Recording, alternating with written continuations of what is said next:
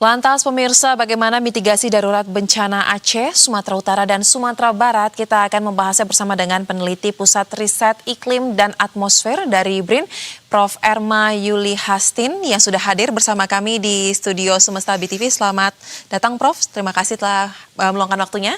Kemudian telah hadir juga pemirsa melalui sambungan virtual, yaitu Kepala BNPB Letjen TNI Suharyanto dan Deputi Bidang Meteorologi BMKG Bapak Guswanto. Selamat petang, Pak Guswanto, Pak Suharyanto. Baik, sudah mendengar suara dari studio dengan jelas ya, Pak Suharyanto dan Pak Guswanto? Ya, baik.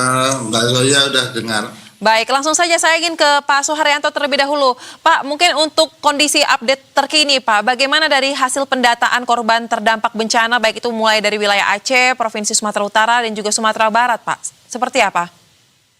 Baik, terima kasih Mbak Soja. Per hari ini, tanggal 1 Desember 2025, korban yang meninggal dunia untuk Sumatera Utara jadi 2.210, ulangi. Kemudian Aceh 96, kemudian untuk Sumatera Barat 129 yang meninggal dunia. Yang hilang untuk Sumatera Utara 213, untuk Aceh 113, untuk Sumatera Barat 118.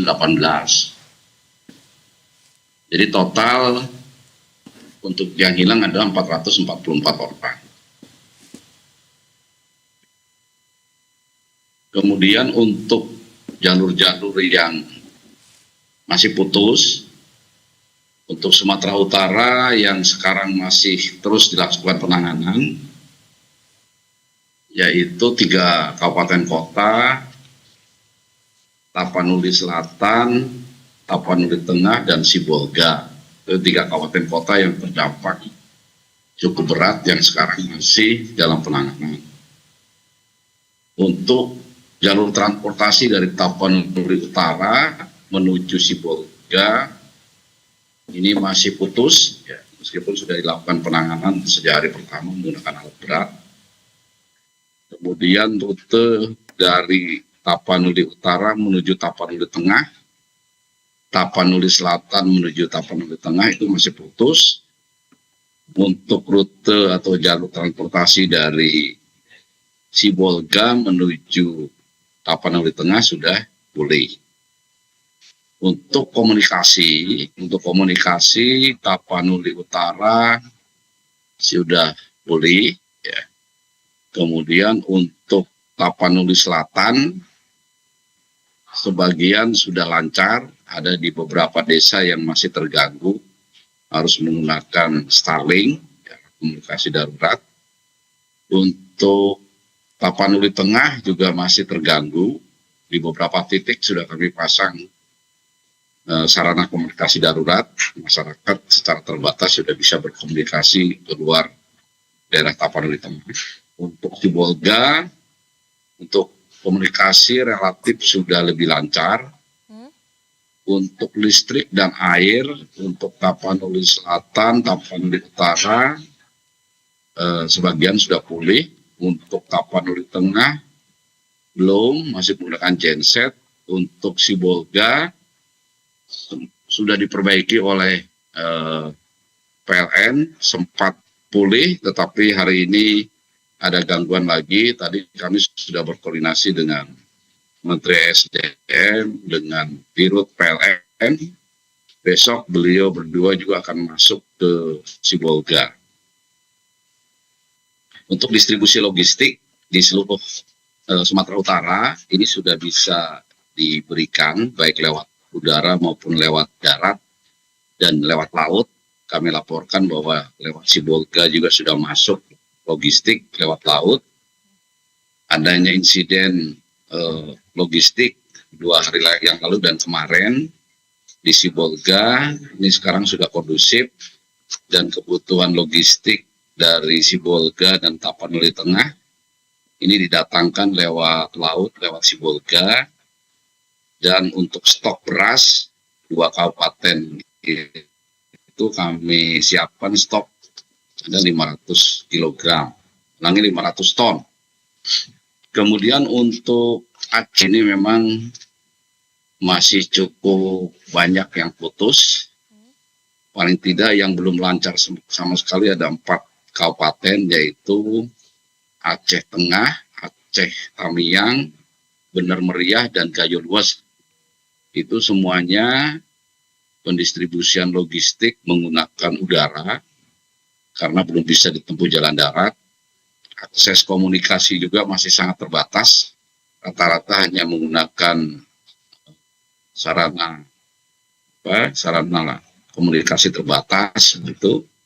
Kemudian untuk wilayah utara yang Lok Sumawe ini bisa dicapai darat dan bisa dicapai laut, dan kapal dari laut sudah masuk ke sana.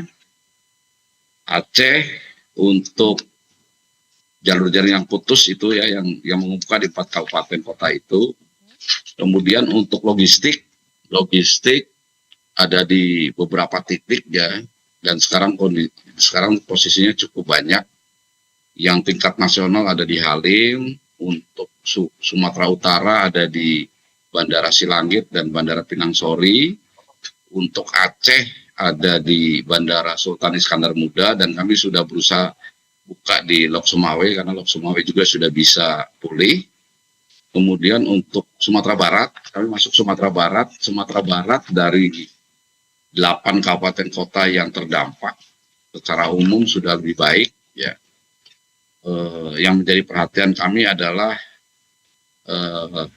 pasca tanggap daruratnya itu yang agak parah adalah di Tanah Datar, di Kota Padang Panjang, di Agam, ini Agam jumlah korbannya agak banyak, kemudian di Solok ya, tapi relatif untuk Sumatera Barat dengan 4 hari berturut-turut tidak hujan ini kondisinya sudah semakin baik dibanding hari-hari yang lain. Kemudian untuk sarana pendistribusian logistik, kami informasikan untuk di Sumatera Utara kami punya armada 7 pesawat heli dan 1 pesawat sayap lebar. Ini akan kita tambah terus. Kemudian kapal laut sudah bisa masuk juga lewat Sibolga. Untuk Aceh ini ada 6 pesawat heli dan 2 pesawat karavan. Dan kami juga sudah berkomunikasi dengan Susi Air. Dari Susi Air menyiapkan 3 pesawat yang apabila pendistribusian logistiknya tidak lancar, ini akan diberikan. Memang untuk Aceh sedikit demi sedikit terus-menerus dan berkelanjutan. Karena dengan banyaknya yang longsor, titik-titik yang tidak bisa dicapai darat dan tidak bisa didarati heli, ini pendistribusian logistik bisa secara airdrop, jadi diturunkan dari udara. Tentu saja jumlahnya masih sangat terbatas, tetapi kalau terus-menerus Mbak setiap hari, mudah-mudahan secara berangsur-angsur semakin baik. Kemudian untuk pencarian pertolongan oleh Satgas Gabungan, dipimpin Basarnas juga terus dilakukan dan setiap hari juga melaporkan adanya penemuan korban yang baru. Mungkin secara umum seperti itu, Mbak, yang bisa kami sampaikan. Baik, terima kasih untuk pemaparan dan juga update-update data yang disampaikan Bapak. Kami tahu ada agenda yang tidak bisa Anda tinggalkan dan harus mengejar waktu. Kami persilahkan untuk dapat melanjutkan kegiatan. Terima kasih Pak Suharyanto, Kepala BNPB telah berbagi informasi bersama kami di Berita Satu Utama. Salam sehat Bapak, selamat kembali beraktivitas. Terima kasih. Dan pemirsa, kita lanjutkan pembahasan bersama dengan narasumber yang masih ada, yaitu dari BMKG Bapak Guswanto dan juga ada Prof. Erma langsung dari studio. Tadi ya Prof. Erma dan juga Pak Guswanto, kita dengar langsung bagaimana tadi update penanganan terkini yang disampaikan oleh Kepala BNPB, dan memang jumlah terkait itu korban meninggal ataupun terkait dengan korban luka, infrastruktur yang rusak dan berbagai hal lainnya memang jumlahnya sepertinya terus bertambah ya, karena baru saat inilah kita bisa melihat dengan jelas apa yang terjadi di titik-titik tersebut. Nah, saya ingin ke BMKG terlebih dahulu mungkin. Pak Guswanto, jadi setelah saat ini, per hari ini, bagaimana BMKG melihat terkait dengan kondisi cuaca ataupun terkait dengan potensi apakah ada potensi curah hujan ataupun juga anomali-anomali di ruang udara yang bisa terprediksi Pak dalam jangka waktu dekat sambil pemerintah tengah melakukan penanganan terhadap dampak bencana Pak di titik-titik Aceh, Sumatera Barat dan juga Sumatera Utara? Baik, Zoya. Jadi kami BMKG terus melakukan monitoring terhadap fenomena-fenomena cuaca yang sekiranya bisa mendatangkan cuaca ekstrim. Misalkan kita lihat tentang monsun Asia. Ini kan monsun Asia ini masih bisa terjadi ya. Namun barangkali bisa dikurangi dengan adanya modifikasi cuaca. Kemudian nanti ada fenomena juga yang Madden-Julian Oscillation ya. Itu juga artinya bahwa BMKG sudah beberapa kali melihat prospek cuaca yang mingguan ya. Ini juga kita masih memonitor terus ya. Dan kemudian ada lagi yang kita lihat yang lainnya. Misalkan La Nina lemah. Ini juga La Nina lemah ini juga menambah curah hujan ya. Ini juga kita pantau ya. Dan ada fenomena yang lain misalkan puncak musim hujan. Memang puncak musim hujan di wilayah Sumatera seperti yang telah dirilis oleh BMKG ya, itu bahwa di bulan Desember ini menurun dibandingkan November ya. Kalau kemarin sekitar 33% atau 150 zona musim, maka di Desember ini hanya 79 zona musim. Nah, untuk sepekan ke depan ini kami terus BMKG bekerja sama dengan BNPB dalam melakukan modifikasi cuaca, dan tadi sudah disampaikan oleh Pak Kaban ya, Pak Kajen Suharyanto, bahwa memang kondisi cuaca cukup kondusif sampai 4 hari ini. Dan ini juga masih kita pertahankan hingga minggu pertama di bulan Desember ini. Nah, kemudian kita juga melihat Astrid Aisoya dibanding yang lainnya. Kalau fenomena tropical cyclone atau ini dia sudah menjauh ya, sudah jauh, dia sudah bergabung dengan siklon tropis Koto, yaitu di sebelah timur daripada Thailand, yaitu sudah tidak memberikan dampak kepada kita. Yang itu perlu kita antisipasi adalah nanti monsun kuat dan MCO aktif ya. Itu kita masih melihat di minggu kedua atau ketiga di bulan Desember ini. Demikian Zoya. Baik, setidaknya untuk sepekan ke depan terbilang kondusif ya terkait dengan cuaca berdasarkan apa yang dianalisa oleh tim BMKG. Nah, saya ingin mendalami terkait dengan penggunaan sains dan teknologi ketika kita berbicara mengenai potensi adanya anomali di cuaca, di iklim ini ya. Dan mumpung ada Bu Erma nih, Prof. Erma nih di sini. Prof. Erma, kalau berbicara mengenai penggunaan sains dan teknologi, apakah sebenarnya terkait dengan situasi yang kita lihat ya, terjadi secara masif di Aceh, Sumatera Barat, dan Sumatera Utara ini, kalau menggunakan teknologi yang kita punya sekarang ini sebenarnya sudah cukup mampu untuk memprediksinya dari jauh-jauh hari sehingga bisa diantisipasi, atau seperti apa sih Prof sains teknologi yang kita miliki? Ya, sebenarnya arah dari siklon tropis yang semakin menguat di wilayah tentunya Asia Tenggara yang terjadi itu sebenarnya ada di akhir bulan ini, ada conference begitu ya, semacam pertemuan di Filipina yang melit begitu, yang itu membicarakan bagaimana peran dari prediksi S2S. S2S itu subseasonal to seasonal prediction dalam mengantisipasi, memitigasi terjadinya siklon tropis beberapa bulan sebelumnya. Oke. Nah, itu penting. Itu penting untuk menjadi narasi kita sekarang ini. Mengapa? Ya karena mengapa yang berinisiatif adalah Filipina, karena dia sudah sangat sering gitu ya mengalami itu. Pengalamannya jauh lebih dulu gitu ya. Sementara negara-negara di Asia Tenggara ini dengan melihat lesson learned gitu ya. Kasus ini, 2 kasus yang terjadi Saroja 2021, kemudian sekarang Senyar 2025. Ini kan berarti penting banget kita mendevelop, memiliki tools untuk melihat potensi yang bisa ditimbulkan atau bencana katastrofik yang bisa terjadi, salah satunya dengan memantau, bukan hanya memantau, mendeteksi dini dan memprediksi tropical cyclone ini atau siklon tropis ini jauh sebelum itu terjadi, atau setidaknya 2-3 bulan sebelum itu terjadi gitu. Itu yang dinamakan STS prediction. Dan BRIN, dalam hari ini tim periset di BRIN itu sudah mengembangkan tools yang mampu melihat itu gitu, mampu melakukan itu, yaitu kita menamakan dengan Kamajaya dan sudah rilis model prediksinya pada tahun 2020. Artinya memang terus-menerus kita kembangkan dalam kapasitas riset, sains dan teknologi, dan satu line dengan arah yang konsernitas dari negara-negara di ASEAN, negara-negara di Asia Tenggara. Karena ini membuka mata kita secara internasional bahwa wilayah Indonesia ini tidak bebas, not free from tropical cyclone. Bukan lagi daerah yang bebas dari siklon tropis. Dan narasi itu sudah sering saya sampaikan. Mengapa badai itu harus menjadi literasi yang kuat? Karena badai yang kita lihat akhir-akhir ini itu bukan hanya persoalan landfall-nya, mendaratnya saja sudah sangat mustahil kan, tapi itu terjadi, mendarat di darat begitu di Sumatera. Yang kedua, prakondisi terjadinya tropical storm. Jadi jauh beberapa hari sebelumnya hujan persisten sudah ada daerah wilayah yang membentang dari Tapanuli Utara sampai Padang itu. Baik. Makanya kenapa di situ kok jadi center juga yang terkena efek gitu ya. Selain Sumatera bagian utara yang pesisir timur dan juga di Aceh gitu.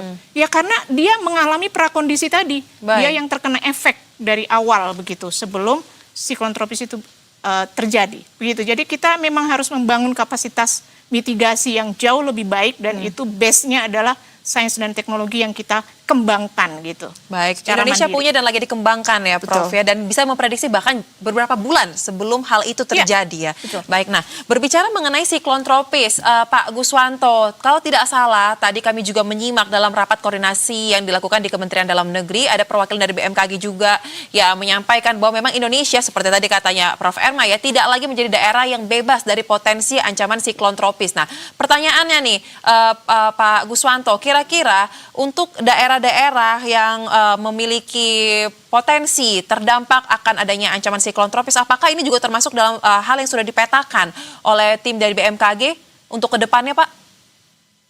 Iya, Zoya. Jadi BMKG memiliki satu divisi yang namanya Tropical Cyclone Warning Center Jakarta ya. Itu kita memiliki area of responsibility, yaitu khususnya di wilayah selatan. Memang ada 2 musim siklon tropis. Nanti di bulan Desember sampai April itu siklon tropis itu akan berpindah dari utara menuju ke selatan. Dan selanjutnya sebaliknya nanti kembali lagi dia di utara kembali. Nah ini sudah kita monitor mulai dari pembentukan awalnya. Misalkan pembentukan awalnya kan dimulai dari low pressure area, sirkulasi siklonik kecil, low pressure area. Apabila ada penurunan tekanan ataupun salah satu ya misalkan kenaikan kecepatan angin di atas 35 knot, maka ini diwaspadai menjadi bibit siklon tropis. Nah biasanya kita menyebutnya bibit siklon tropis 90 berapa WS itu kita sebutkan. Nah di situ nanti pada saat lahir, apabila dia merupakan area of responsibility-nya dari Indonesia, dari Tropical Warning Center Jakarta, maka kita memberikan nama seperti Cempaka, Seroja, itu adalah kewenangan di Tropical Cyclone Jakarta Warning Center. Namun apabila di luar yang lain seperti kemarin, Senyar itu bukan, walaupun di wilayah Indonesia, namun area of responsibility-nya miliknya daripada India Meteorology Department ya, dari India sebagai RSMC-nya. Jadi kita kembali lagi BMKG melalui Tropical Cyclone Warning Center Jakarta memonitor setiap pergerakan pertumbuhan siklon tropis di wilayah selatan. Baik, memang sudah ada timnya juga ya untuk dapat mencari tahu terkait dengan hal ini. Nah, kami tahu Pak Guswanto ada agenda yang tidak bisa ditinggalkan, tapi mungkin satu lagi Pak, terkait dengan penanganan bencana di Sumatera Utara, Aceh dan juga di Sumatera Barat ini, ada daerah-daerah yang sampai dengan hari ini Pak masih terisolir katanya nih Pak ya. Nah, lantas untuk daerah-daerah yang masih terisolir ini Pak, ini kan kita sangat butuh bergerak cepat. Bagaimana langkah BMKG bersama dengan koordinasi instansi terkait untuk dapat membantu penanganan terhadap kondisi ini Pak? Iya, tepat sekali Joya. Jadi BMKG yang pertama bekerja sama bahu-membahu dengan stakeholder yang lain, misalkan dengan BNPB melakukan modifikasi cuaca agar untuk recovery daripada infrastruktur itu bisa dilakukan. Kemudian evakuasi juga bisa dilakukan dengan cepat. Kemudian yang kedua, BMKG kan ada di daerah-daerah misalkan ya 12 bandara yang ada di 3 provinsi itu menjadi tempat untuk melakukan take off landing daripada pesawat untuk mengangkut bantuan. Nah, saat ini semuanya sudah ready. Kemarin yang terakhir adalah di Sibolga karena memang jaringan PLN masih down. Nah, itu juga jaringan telepon itu juga kita menggunakan Starlink dan itu sudah beroperasi kembali. Jadi BMKG melakukan dukungan-dukungan untuk operasional di setiap bandara, khususnya untuk pengedropan bahan bantuan. Kemudian kami juga di BMKG daerah itu juga menginformasikan kepada masyarakat bagaimana terus-menerus ya ini dilakukan, bagaimana informasi peringatan dini ini agar bisa sampai lebih user spesifik lah, artinya bahwa masyarakat akan tetap tenang karena ada informasi, mereka tidak pegangan yang kosong. Jadi kemudian yang terakhir kami juga masih mensosialisasikan terus ya, misalkan kita lihat mainstreaming risiko iklim dan kebijakan ya, memberikan masukan ke regulasi atau pedoman teknis di sekitar infrastruktur, energi atau transportasi untuk dalam rangka tanggap darurat ini. Baik. Kira-kira itu yang bisa dilakukan Zoya. Baik, terima kasih Pak Guswanto telah memberikan informasi yang cukup detail untuk terkait dengan penanganan bencana. Kami persilakan Bapak jika ada agenda yang tidak bisa ditinggalkan untuk segera dilanjutkan. Salam sehat Bapak. Ya. Nah, menarik untuk kita bahas. Terima kasih Bapak. Dan menarik untuk kita lanjutkan ya Prof ya, terkait dengan daerah-daerah terisolir. Ya. Ini tentu saja selain apa yang sudah disampaikan oleh Pak Guswanto, bagaimana peran BMKG dan instansi terkait, tetapi kayaknya sains dan teknologi memiliki peranan penting juga nih Bu, untuk bisa mendeteksi ya Bu ya, bagaimana titik-titik ini tersebar luas dan bagaimana upayanya. Nah, seperti apa Bu signifikan hasil yang bisa diperoleh dengan menggunakan sains dan teknologi? Ya, saya kira di BRIN sendiri berusaha sekuat tenaga untuk membantu ya pemerintah pusat untuk fase tanggap darurat ini. Salah satunya kita sudah membuat atau membangun gugus tugas begitu ya, ada timnya di BRIN, ada tim gugus tugas untuk khusus tanggap darurat. Ini untuk pemanfaatan seluruh sains dan teknologi yang dimiliki oleh BRIN, misalnya kalau ada hubungannya dengan komunikasi yang terputus tadi. Betul. Ya, memang ada Starlink, tapi ada juga beberapa yang mengatakan wah nggak bisa, sinyalnya tetap bermasalah gitu. Nah, ada frekuensi radio. Jadi ada di masyarakat itu orari, jadi jaringan komunikasi radio dari komunitas sendiri. Nah, biasanya kita memberikan edukasi tentang gangguan ionosfer yang bisa mempengaruhi komunikasi radio. Nah, dari BRIN sendiri itu memberikan semacam edukasi dan seterusnya supaya ini bisa dimanfaatkan. Jadi kita juga menyediakan channel-channel dari satelit 8 dinamakan dengan 8 orari. Nah, 8 orari ini salah satunya bisa untuk komunikasi radio juga. Tapi tidak setiap hari ada, tapi setiap jam berapa kita berikan jadwal-jadwalnya. Nah, itu menjangkau saya kira ada beberapa puluhan titik begitu ya yang bisa terjangkau dari satelit 8 tadi gitu ya. Dan frekuensi tersebut bisa dimanfaatkan untuk sangat jauh, komunikasi yang sangat jauh karena HF kan. Jadi untuk ada kendala-kendala yang tadi komunikasi terputus bisa memanfaatkan 8 orari tadi. Kemudian yang kedua ada yang berkaitan dengan wilayah-wilayah yang sangat terisolasi Betul. tadi itu membutuhkan data satelit yang resolusi yang tinggi sekali. Nah itu juga kita sudah banyak melakukan koordinasi, terutama dengan negara-negara sahabat begitu ya. Jadi data-data yang kemudian dihasilkan di gugus tugas tadi diharapkan gitu benar-benar yang resolusinya tinggi sekali secara spasial, Presisi ya sehingga benar-benar bisa kelihatan mana sih daerah-daerah yang masih terisolasi dan belum bisa ada bantuan menuju ke sana. Tadi kan ada sekitar 4 ya wilayah Betul. disampaikan. Yang Tapi kan terisolir. bisa jadi ada yang belum terlaporkan Betul gitu. Nah sekali. kita menyisir dengan data satelit yang resolusi yang sangat tinggi itu. Kemudian ada lagi misalnya teknologi yang karena ada kelangkaan air minum.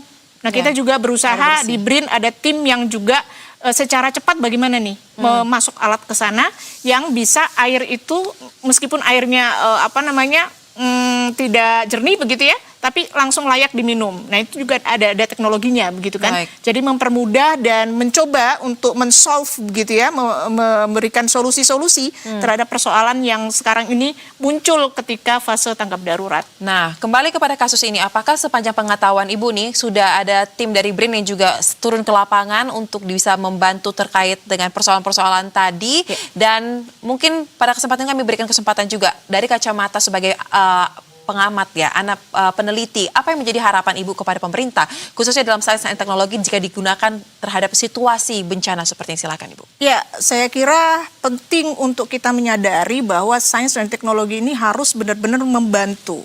Ya, membantu kapasitas pemerintah daerah, kapasitas pemerintah pusat dalam memiliki ketangguhan terhadap bencana, sejak mitigasinya. Jadi kalau dengan mitigasi berarti kita harus memanfaatkannya dengan mendevelop alat yang memprediksi secara akurat, secara jauh-jauh hari sebelumnya gitu ya. Itu persoalan-persoalan yang harus juga menggunakan sains dan teknologi base-nya. Kemudian pada saat ketika itu terjadi begitu ya, dan begitu banyak sebenarnya space-based data resolution gitu ya. Jadi kita tuh sebenarnya kan bisa memanfaatkan big data yang dari teknologi di atas, di angkasa begitu ya, dari satelit, dari radar, dan itu semua seharusnya membantu nih. Termasuk mikrosatelit, teknologi mikrosatelit itu juga sangat membantu. Tapi berhubung anggaran masih sangat-sangat kecil dalam hal ini begitu ya, ditujukan ke sana, diarahkan ke sana. Jadi pengembangannya selama ini sangat tersendat-sendat, Mbak. Kita Baik. membutuhkan support jauh lebih besar lagi karena ini sebenarnya adalah tools-tools yang sangat berguna buat kita semua. Untuk memperkecil resiko yang bisa Resiko, muncul betul. di kemudian hari. Kita harapkan bisa didengar ya oleh pemerintah Ya. terkait dengan aspirasi ini. Terima kasih, Terima kasih. Prof. Erma telah berbagi pandangan bersama kami di Berita Satu. Selamat malam, sehat. Terima kasih.